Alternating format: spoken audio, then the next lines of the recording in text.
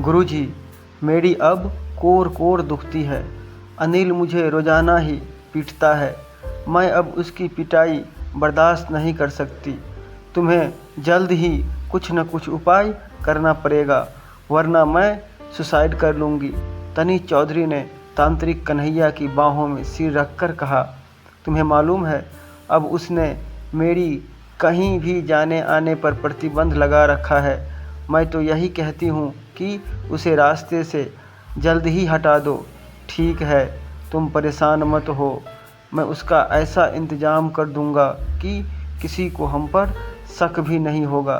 तुम्हें क्या करना है यह मैं तुम्हें बाद में बता दूँगा। और हाँ, यह सुसाइड करने वाली बात फिर कभी जुबान पर भी मत लाना। तुम आत्महत्या कर लोगी तो बेटा कहाँ से पैदा होगा। तुम पति से खुश रहने वाला व्यवहार करो। तांत्रिक कन्हैया ने तनु चौधरी को समझाते हुए कहा।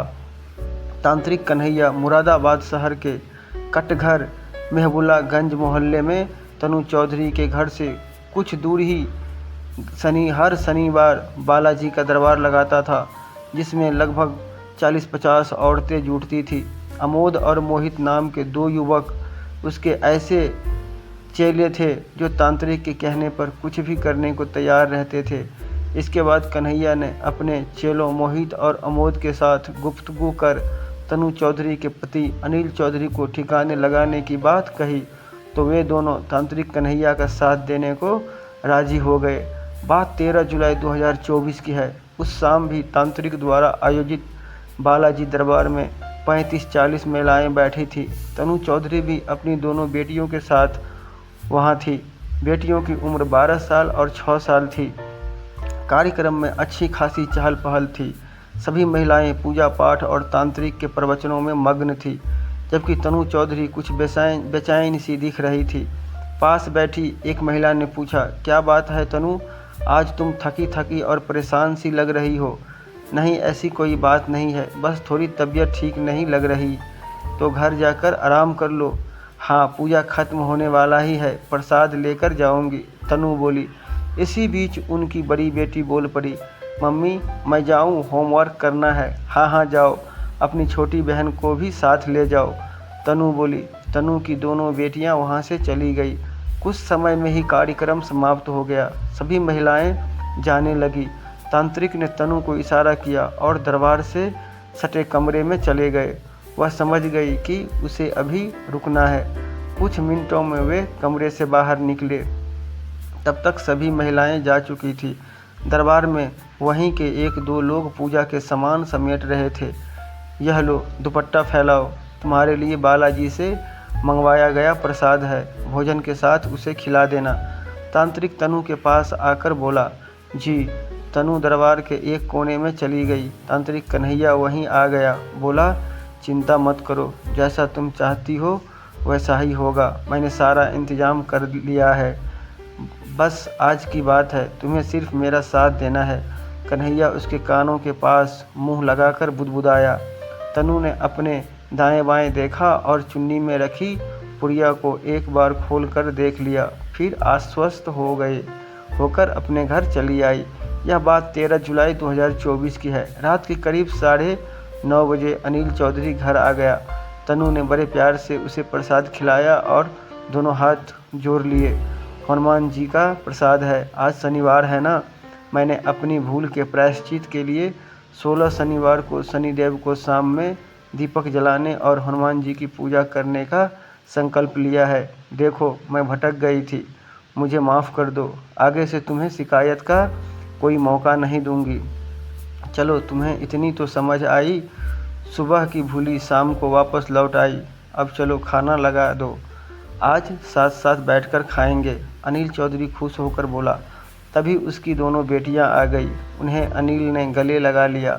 पुचकारते हुए बोला, कल रविवार है, तुम्हारे लिए अच्छी ड्रेस खरीद दूंगा और तुम्हारी मम्मी के लिए भी। आप बहुत प्यारे पापा हो। मैं तो प्लाजो सूट लूँगी, अब लंबी दिखती हूँ। 12 साल की बड़ी बेटी दुलार से बोली। और तुम क्या लोगी? छोटी बेटी को चुप देखकर अनिल बोला, बटरफ्लाई फ्रॉक और मम्मी का सलवार सूट। अरे वाह, मम्मी का भी ख्याल है तुम्हें? अनिल मुस्कुराया।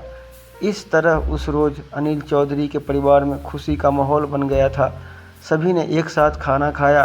अनिल खुश था कि तनु ने उससे माफ़ी मांग ली। उसे अपनी भूल का एहसास हो गया है। बातों बातों में अनिल ने बता दिया था कि उसकी बेटियां बेटों की तरह है। अनिल खाना खाने के तुरंत बाद सोने चला गया। अपने कमरे में जाते ही वह बेड पर गिर पड़ा और नीम बेहोशी नींद में सो गया। उसे सोया देख तनु मुस्कुराई। उसकी मुस्कुराहट में एक कुटिलता थी। वह बेटियों के कमरे में चली गई।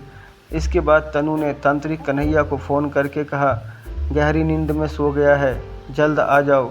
तनु की बात सुनते ही कन्हैया अपने चेलों अमोद और मोहित को बाइक पर बिठाकर तनु के घर की तरफ चल दिया। रात का 1 बज चुका था। अनिल चौधरी के घर के बाहर दूर दूर तक सन्नाटा था और नाम मात्र की धुंधली रोशनी थी। गली में एक तरह से अंधेरा ही था। उसी वक्त तांत्रिक कन्हैया की बाइक चौधरी के घर से कुछ दूरी पर आकर रुकी। उस पर सवार उसके दोनों चेले उतरे। कन्हैया अपनी बाइक वहीं खड़ी कर चला गया। चाबी उसी में लगी छोड़ दी। मोहित और अमोद तुरंत अनिल के घर में जा घुसे। दरअसल यह सब एक प्लान के तहत हो रहा था। तनु ने जानबूझकर घर के बाहर का दरवाज़ा खुला छोड़ दिया था। मोहित और अमोद सीधे बेडरूम में जा पहुँचे। तनु ने उन्हें अपने मोबाइल की टॉर्च से सोए हुए अनिल को दिखा दिया। अनिल के नज़र आते ही दोनों उस पर ताबड़तोड़ चाकू से वार करने लगे। देखो, बचना नहीं चाहिए, अच्छी तरह से चाकू मारो, तनु ने हमलावरों से कहा। चाकू के हमले से अनिल छटपटाया। मुंह से भी कुछ आवाज़ निकली। तभी बगल के कमरे में सो रही बड़ी बेटी की नींद अचानक खुल गई।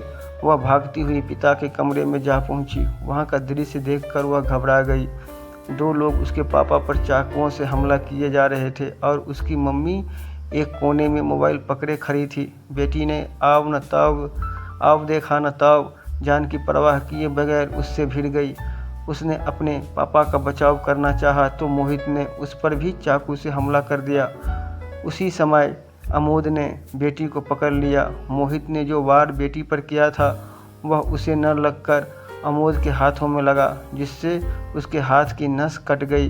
जब अमोद के हाथों से तेज़ी से खून बहने लगा तो दोनों हमलावर वहां से भाग गए। भागते समय अमोद कुमार सड़क पर गिरकर बेहोश हो गया, क्योंकि काफ़ी ज़्यादा उसका खून निकल चुका था।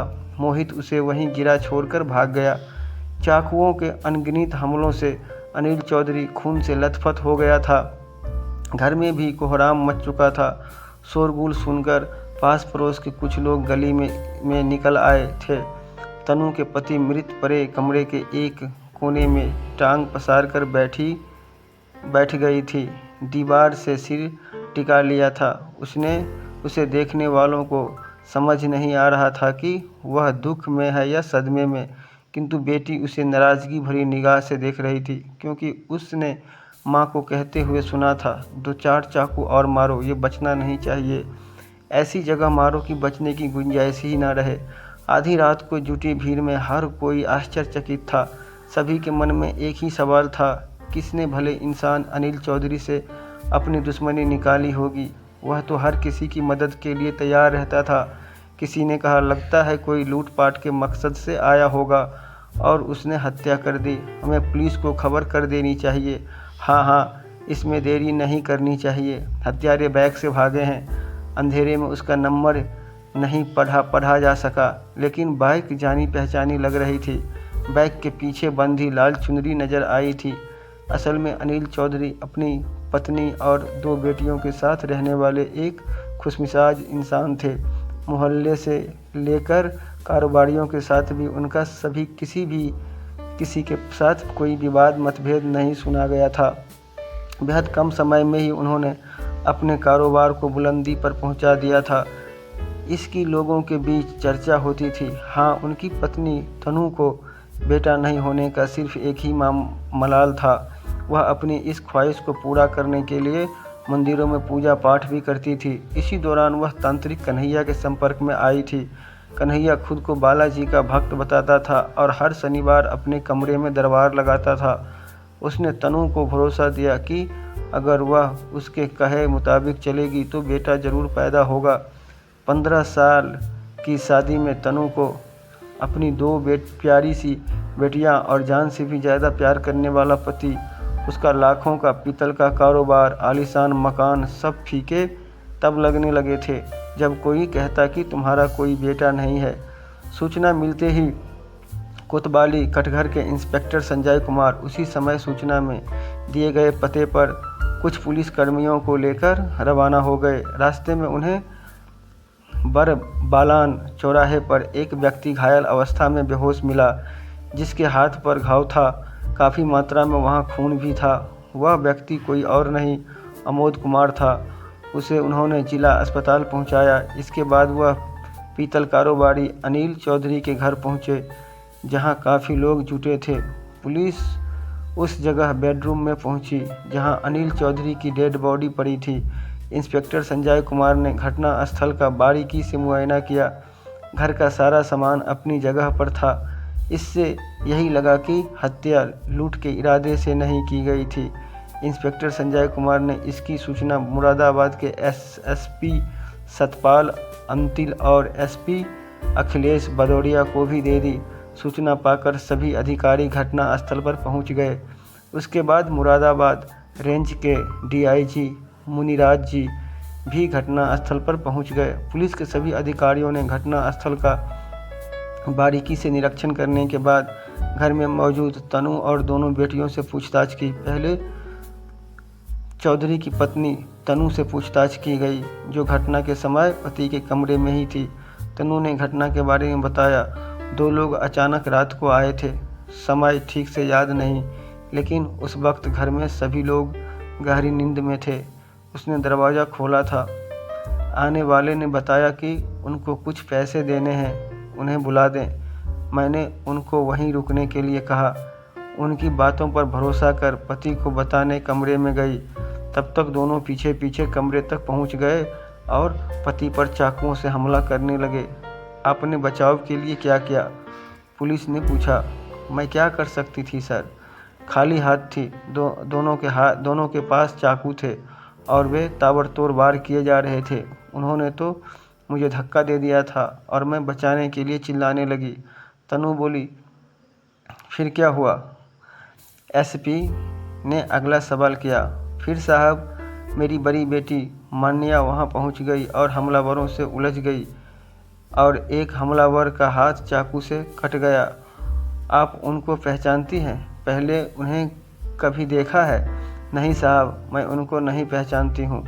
उनको तो मैंने पहली बार देखा था। तनु बोली। अंकल, मैं दोनों को पहचानती हूँ। वे कन्हैया मामा के यहाँ रहते हैं।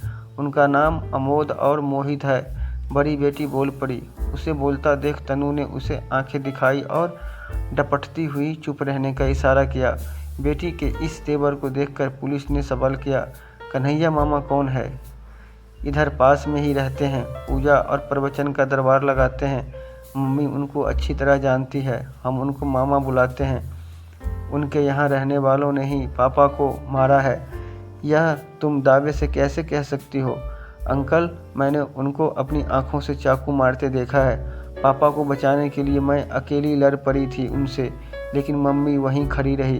पापा को बचाने के लिए मम्मी ने कुछ नहीं किया।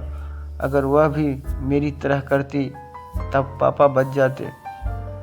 बेटी की बातें सुनकर पुलिस का माथा घूम गया। 2 हमलावरों के नाम के साथ साथ तीसरा नाम कन्हैया का भी सामने आ गया था। पूछताछ कर रही पुलिस को हैरानी तो इस बात की थी कि मृतक की पत्नी ने हमलावरों को पहचानने से इनकार कर दिया और वह कन्हैया के बारे में पूछने पर भी कुछ नहीं बता पाई। इसकी जांच के लिए दोनों हमलावरों के साथ साथ कन्हैया को भी हिरासत में लेना जरूरी समझा। कारण बेटी के बयान के मुताबिक दोनों हमलावर अमोद और मोहित कन्हैया के साथ ही रहते थे। कौन था कन्हैया मामा? उसका चौधरी परिवार से कैसा रिश्ता था? क्या इस हत्याकांड में उसकी भी कोई भूमिका थी? इन सवालों के जवाब के लिए पुलिस अपने स्तर से छानबीन करने लगी। इसी बीच घायल व्यक्ति की अस्पताल में मौत हो गई। वह अमोद कुमार था। वैसे भी वह कैंसर पीड़ित था। वह मुरादाबाद शहर के ही तारीखाने मोहल्ले का निवासी था। हाथ की नस कट जाने से काफ़ी मात्रा में खून बह गया था। भागते हुए वह बेहोश होकर गिर गया था, जिससे उसका साथी मोहित छोड़कर फरार हो गया था। पुलिस मोहित और कन्हैया की तलाश में जुट गई थी। आसपास के लोगों से पूछताछ के बाद 48 घंटों के भीतर ही दोनों हिरासत में ले लिए गए। कन्हैया से पूछताछ की जाने लगी। तुम्हें अनिल चौधरी की बेटियां मामा क्यों बुलाती है? उनका पास रहने के कारण। और तनु मुझे मुंह बोला भाई मानती है। कन्हैया बोला, तो फिर तुम्हारे यहाँ रहने वाले अमोद और मोहित ने अनिल चौधरी की हत्या क्यों की? पुलिस का अगला सवाल था। यह तो तनु से पूछिए। पति उसका घटना के समय घर में मौजूद भी वही, तो फिर इसमें मैं कहाँ से आ गया? छूटते ही जवाब के साथ उल्टे सवाल दाग दिया उसने। लेकिन मोहित ने तो कहा कि उसने तुम्हारे कहने पर ही अनिल की हत्या की। पुलिस ने पूछा। वह मेरा शिष्य था। अब उसके मन में कितना मैल था यह मुझे क्या पता। और अमोद, उसे तो उसकी करने की सज़ा मिल गई, उसकी भी मौत हो गई। आप लोग मुझे बेवजह इसमें फंसा रहे हैं। मेरा अनिल की हत्या से कोई ताल्लुक नहीं है। कन्हैया चाहे जितना भी खुद को निर्दोष बता रहा था, लेकिन उसकी बात पुलिस के गले नहीं उतर रही थी। कारण बहजोई के मोहल्ला टंकी निवासी मोहित ने इस हत्याकांड का पूरा खुलासा कर दिया था।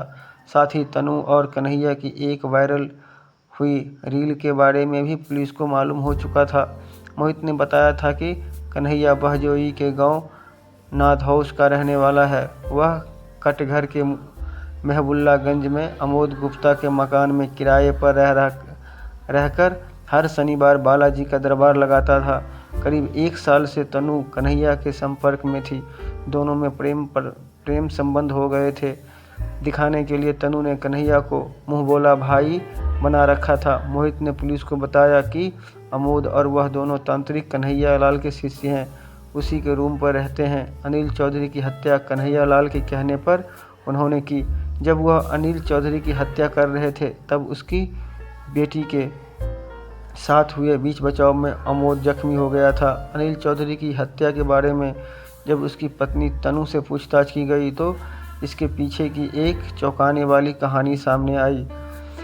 32 वर्षीय अनिल चौधरी मूल रूप से उत्तर प्रदेश के जिला रामपुर गांव लोधीपुर के निवासी थे, लेकिन लंबे समय से वह मुरादाबाद के गाड़ी खाना मोहल्ले में रह रहे थे। वहीं पर उन्होंने आलीशान मकान बनवा लिया था।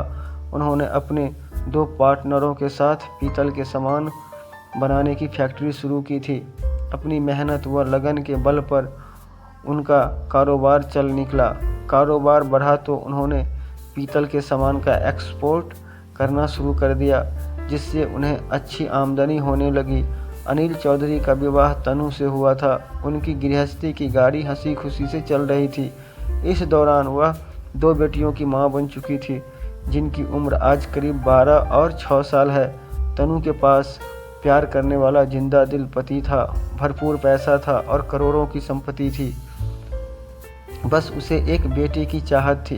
बेटा पाने के लिए वह बहुत छटपटा रही थी। इसके लिए वह तमाम मंदिरों, मज़ारों, तांत्रिकों, मौलवियों के चक्कर लगाकर लाखों रुपए खर्च कर चुकी थी। जब उसे मुरादाबाद के ही मोहल्ला महबूल्लागंज में तांत्रिक कन्हैया लाल के बारे में पता चला तो वह एक शनिवार उसके दरबार में पहुंच गई। दरबार खत्म होने के बाद वह एकांत में तांत्रिक से मिली और अपनी व्यथा बताते हुए कहा, गुरुजी, चाहे कितना भी पैसा खर्च हो जाए लेकिन मुझे लड़का चाहिए। अरे यह तो हमारे बाएं हाथ का काम है, कोई बड़ा काम बताती। कन्हैया बोला। खूबसूरत तनु चौधरी को देखकर तांत्रिक उसे मन ही मन चाहने लगा। उसने तनु से कहा, इसके लिए तुम्हें हमारे साथ मेहंदीपुर बालाजी राजस्थान चलना होगा। वहाँ विशेष पूजा करेंगे तो तुम्हारे मन की मुराद जरूर पूरी होगी। यह करीब 6 माह पुरानी बात है। अनिल चौधरी अपने कारोबार के सिलसिले में 15-20 दिनों के लिए घर से बाहर जाते रहते थे। अनिल जब बाहर गए तो तनु दोनों बेटियों को लेकर तांत्रिक के साथ मेहदीपुर बालाजी चली गई। तांत्रिक ने वहां पूजा अर्चना की। तनु को विश्वास हो गया कि अब जरूर लड़का ही पैदा होगा। पूजा के बाद तनु बोली कि अब मुरादाबाद चलें, तो तांत्रिक बोला कि अभी और तांत्रिक क्रियाएं होनी है, आज रात में यहीं रुकना होगा। तांत्रिक ने इसके लिए एक होटल में 2 कमरे बुक करा दिए। एक कमरे में तांत्रिक क्रिया होनी थी, दूसरे में दोनों बेटियों को खाना खिलाकर सोने के लिए भेज दिया। उसके बाद तांत्रिक और तनु चौधरी ने अपनी हसरतें पूरी की। यह सिलसिला रात भर चलता रहा। अगले दिन वे मुरादाबाद लौट आए। इसके बाद तांत्रिक और तनु चौधरी का यह सिलसिला लगातार चलता रहा। जब पति बाहर होता या बेटियां स्कूल चली जाती तो तनु तांत्रिक को फ़ोन करके अपने घर में बुला लेती थी। तांत्रिक ने राजस्थान में तनु के साथ एक रील बनाई थी जो वायरल होकर अनिल चौधरी के पास पहुंच चुकी थी। तभी से अनिल को दोनों के रिश्ते पर शक हो गया। उसने तनु का कन्हैया से मिलना जुलना बंद करवा दिया। उसके बाद दोनों एक दूसरे से मिलने के लिए तड़पने लगे और इसी तरफ में कन्हैया ने तनु को उसके पति की हत्या के लिए तैयार कर लिया। तनु और कन्हैया की साजिश थी कि अनिल की हत्या को लूट मार की तरह दर्शाया जाए और इसके बाद दोनों मिलकर उसकी करोड़ों की प्रॉपर्टी पर कब्जा कर लें। हालांकि अनिल की बेटी की वजह से दोनों की साजिश का पर्दाफाश हो गया। पुलिस ने इस मामले में मोहित कन्हैयालाल और तनु चौधरी को गिरफ्तार कर कोर्ट में पेश कर दिया। वहां से उन्हें जेल भेज दिया गया। इस मामले ने आसपास के लोगों को हैरान कर दिया कि 2 बेटियों की मां बेटे के चक्कर में इस कदर अंधी हो गई कि उसने अपने ही हंसते खेलते परिवार को उजाड़ दिया।